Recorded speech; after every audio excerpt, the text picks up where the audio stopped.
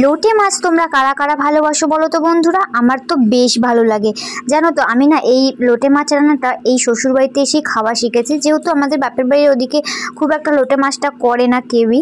যাই হোক, ওদিকে অতটা চলও নেই, আমি দেখিও নি সেরকম কাউকে করতে। যাই হোক, এখানে এসে যখন খেয়েছিলাম একবার, প্রথম মানে আমি খেতে চাইছিলাম না, বাট যেদিনকে খেয়েছিলাম ভীষণই সুন্দর লেগেছিল। তারপর থেকে তো আমার একটা প্রিয় মাছ হয়ে গেছে। তো দেখো, আজকে তোমাদের সঙ্গে লোটে মাছ রান্নাটাই শেয়ার করব। আমি আমার শাশুড়ি মার কাছ থেকে এই রান্নাটা শিখেছি। দেখো, লোটে মাছটাকে ভালো করে ধুয়ে নুন, হলুদ আর একটু সর্ষের তেল মাখিয়ে কিছুক্ষণের জন্য রেখে দেবো। তো চলো বাকি রান্নাটা এবার শুরু করা যাক, আর তোমরাও দেখতে থাকো। এবার রান্নাটা শুরু করার জন্য দেখো একটা কড়াই বসিয়ে নিয়েছি। কড়াইটা খুব ভালো মতো গরম হয়ে আসলে আমি এর মধ্যে দিয়ে দিচ্ছি সর্ষের তেল। তোমরা চাইলে সাদা তেলেও করতে পারো, বাট রান্নাটা সর্ষের তেলে করলেই বেশি টেস্ট হয়।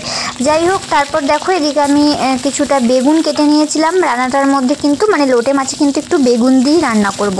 বেগুনটার মধ্যে একটু লবণ দিয়ে দিলাম আর একটু সামান্য হলুদ গুঁড়ো দিয়ে দেবো। নুন হলুদ দিয়ে একটু ভালো করে বেগুনটাকে ভেজে নেব।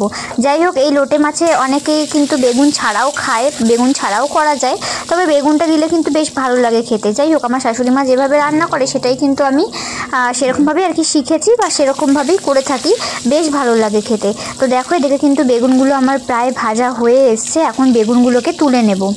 বেগুনটা ভেজে তুলে নিয়ে ওই তেলের মধ্যেই ফোড়নে দিয়ে দেবো সামান্য একটু কালো জিরে। তো দেখতেই পাচ্ছ, কালো জিরেটা দিয়ে দিয়েছি। এবার একটুখানি হালকা 1 সেকেন্ড 2 সেকেন্ড হওয়ার পরই দিয়ে দেবো দুটো পেঁয়াজ কুচি। আমি এখানে দুটো মিডিয়াম সাইজের পেঁয়াজ কুচি দিয়ে দিচ্ছি। তোমরা যে যেরকমভাবে পরিমাণে করতে চাও মাছটা, সেরকম পরিমাণ বুঝেই দেবে। যাই হোক, এখানে পেঁয়াজটা কিন্তু আমি একটু হালকা করে ভেজে নেব। পেঁয়াজটা একটু হালকা গোল্ডেন ব্রাউন করে ভাজা হয়ে গেলে আমি এখানে দিয়ে দেবো একটা টমেটো। এখানে একটা মিডিয়াম সাইজের টমেটো দিয়ে দিয়েছি, আর দিয়ে দিলাম কিন্তু 1 চামচ মতো শুকনো লঙ্কা বাটা।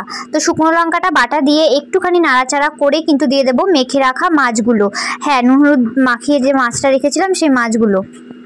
এবার মাছগুলোর সঙ্গে কিন্তু পেঁয়াজ টেয়াজ একটু ভালো করে মিশিয়ে নিয়ে ঢাকা দিয়ে দেবো।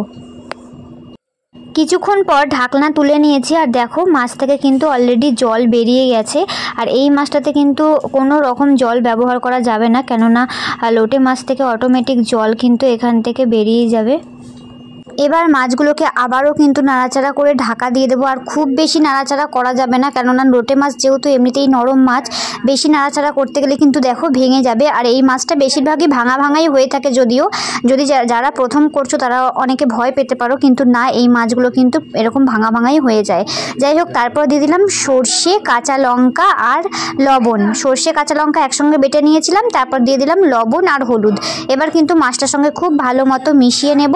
এবার আবারও ঢাকা দিয়ে দেব, একদম যাতে ঝোলটা না থাকে, একদম শুকনো শুকনো করে টানিয়ে নেব। তার আগে হ্যাঁ, ঢাকনা দিয়ে কিছুক্ষণ পর ঢাকনা তুলে দিয়ে দেবো ভেজে রাখা বেগুনগুলো।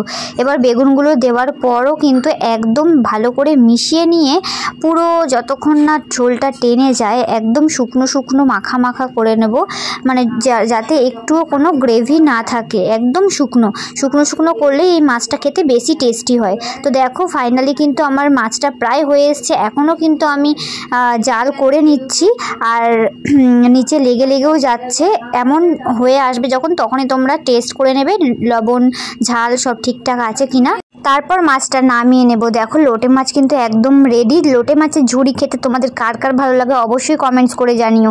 আর যখন আমার মুখ ভালো থাকে না, মানে মুখে কিছু স্বাদ পাচ্ছি না, কোনো কিছু খেতে ইচ্ছা করছে না, তখন এই ঝাল করে লোটে মাছটা হলে সত্যি বলছি বন্ধুরা, 1 থালা ভাত এমনিই খাওয়া হয়ে যাবে। দারুণ টেস্টি হয় খেতে। তো তোমরা যারা এখনও পর্যন্ত খাওনি লোটে মাছ, অবশ্যই এভাবে রান্না করে খেয়ে দেখো। তোমাদেরকে বলছি দারুণ টেস্টি হয় আর দারুণ লাগবে এভাবে রান্না করলে। তো চলো, আবার দেখা হবে নেক্সট কোনো ভ্লগ বা নেক্সট কোনো রেসিপি নিয়ে। ততক্ষণের জন্য সবাই ভালো থেকো, সুস্থ থেকো, আর এই ভিডিওটাতে একটা অবশ্যই লাইক করে দিও। টাটা।